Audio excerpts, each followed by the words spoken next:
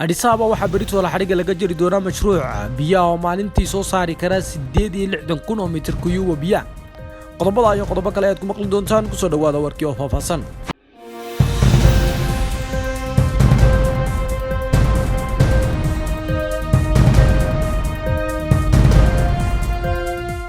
kooxda argagixisada ee Canfarta ayaa ku soo qaatay dagaalo culus qablaha Madane iyo Madleys waxaana iska caabin ay kala kulantay xoolo dhaqatada aagaas ku dhaqan. Qalad warkaasi waxay noo soo koobay wariyaheena Cabdirashiid. shacabka magaalada Madane ayaa saaka mar kale ku soo toosay shanqadha hubka culus iyo kan sida dorandooriga u dhaca. Abaar 6 subaxnimo ay ciidamada liiga maamulka Canfarta iyo maleeshiyada tababar ku soo qaatay dalkaasi Eritrea ee ka barbar dagaalama jabhada Agagumo iyo Ardooba. ayaa isku dayay inay xasuuqaan shacabka Madane lana wareegaan gacan ku haynta magaaladaasi. ciidamada huwanta ay toddobaadkan qorsheynayay qabsashada magaalada ayaa ku soo ruqaansaday buurta Jamarile oo galbeed kaga beegan magaaladaasi Madane. buurtan oo dhawaanaanba weerar goosgoos ku soo qaadeen ciidamada Canfartu markii ay qabsadeen bishii aynu soo dhaafnay ayaa saaka lagu fashilmay weerarkii qorsheynsanaa ee la filayay inay ku qasbadaan isla magaaladaasi. dadka ka agdhow dagaalka ka socday goobtaasi ayaa noo xaqiijiyay in khasaaro ba'an oo naf iyo maalba leh la gaarsiiyay ciidamada huwanta isla markaana laga saaray dhufaysyo badan oo ka agdhow magaaladaasi laguna qasbay in dib loo ruuxo.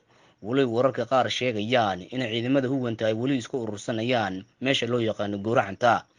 khasaaraha ka dhashay difaaca shacabka ayaa 4 dhimasho iyo dhaawac kale oo tiradooda aan wali la xaqiijin ay jiraan. dhanka kale gaalanoodii maanta ay ciidamada huwanta isku dayeen inay soo weeraraan qabalaha Madleys oo waqooyi bari kaga beegan magaalada Cundufo. dagaalkan oo gobolka isugu dhacay wali loo xaqiijin khasaaraha ka dhashay dhanka shacabka. goobjooge ka agdhow meeshaasi oo dagaal ka socdo ayaa noo sheegay in ay shacabku iskooda isku xil qaadeen iskuna abaabuleen inay iska caabiyaan ciidamada xoogga ku socda ee huwanta ku xigeenka duqa ismaamulka Dirdhabe ahna madaxa xafiiska ganacsiga warshadaynta iyo maalgashiga Mudane Xarbi Buux ayaa ka hadlay shidaan la'aanta ka jirta ismaamulka Dirdhabe. faalada warkaasi aan ku soo dhawaano. gawaari waaweyn iyo tigidhaha safan halka bulshada qaarna ay leeyihiin gaari ay raacaan shidaalka. arrintaasna waxaa sababtay qiimaha shidaalka oo sare u kacaya shidaal oo la leeyahay guud ahaanba ismaamulka Dirdhabe. haddaba ku xigeenka duqa ismaamulka Dirdhabe Mudane Xarbi Buux ahna madaxa xafiiska ganacsiga warshadaynta iyo maalgashiga oo war-saxaafadeed ku soo saaray xafiiskiisa ayaa wuxuu ku sheegay in dhibaatooyinka u waaweyn ee shidaal la'aanta ka sababay ismaamulka Dirdhabe ay tahay ismaamulka Dirdhabe inay maalin walba ay soo galaan 1,420 gaari oo u gooshaya Jabuuti isla markaana halkaas ay ka shubtaan shidaalka. waxa kale uu sheegay in kaalmo shidaal oo iyagu qarinaya shidaalada ay jiraan isla markaana tallaabo uu ka qaaday xafiiska ganacsiga warshadaynta iyo maalgashiga ee isagu uu mas'uulku ka yahay dabalgal ballaaranna uu ku socdo kuwa shidaalka inay khabeeyaan raba. waxa kale uu sheegay in 200 oo gaari oo Jabuuti ka soo baxday isla markaana shidaal waday ay meelaha ku dhoomalaysanayaan isla markaana ay dalka soo galin taasna ay sababtay in shidaal la'aan ay ka dhacdo ismaamulka Dirdhabe.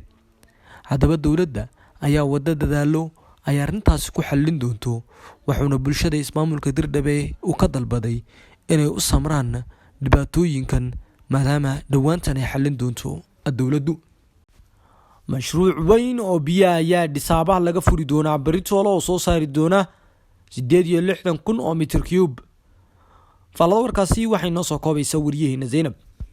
mashruuca weyn iyo Addis Ababa waxaa berito xariga laga jaraya mashruuc biyo oo maalintii soo saari kara 86,000 mitir kiyub.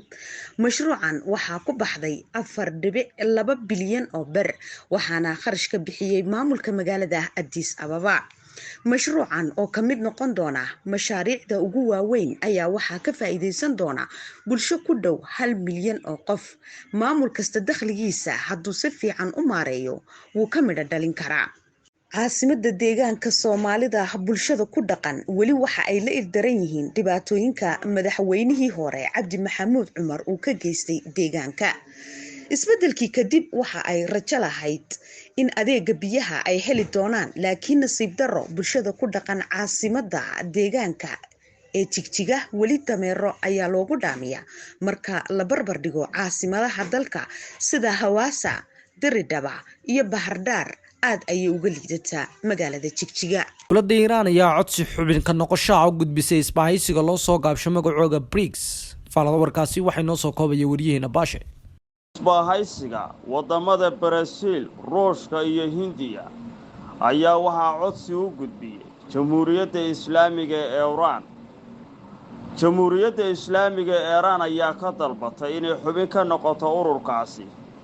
hase ahaatee xukuumadda Hindiya ayaa ka mid noqoshaha Iiraan ee arrintaasi aanan si weyn ula dhacsanayn.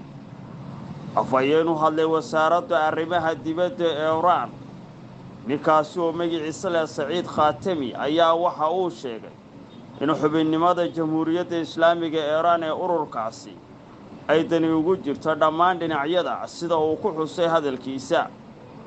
waxaa la sheegay codsiga Jamhuuriyadda Islaamiga ee Iiraan inay gudbisay codsigaasi oo hadda ay ka fiirsanayaan dowladahaasi. sidoo kale waxaa codsi ka lamid hore u gudbisay dowladda Argentina oo iyaduna doonaysa inay xubin ka noqoto. wakaaladda wararka ee Reuters ayaa waxay sheegtay wasiirka arrimaha dibadda ee Iiraan inuu sheegay in hore ay u gudbisay Jamhuuriyadda Islaamiga ee Iiraan codsigaasi.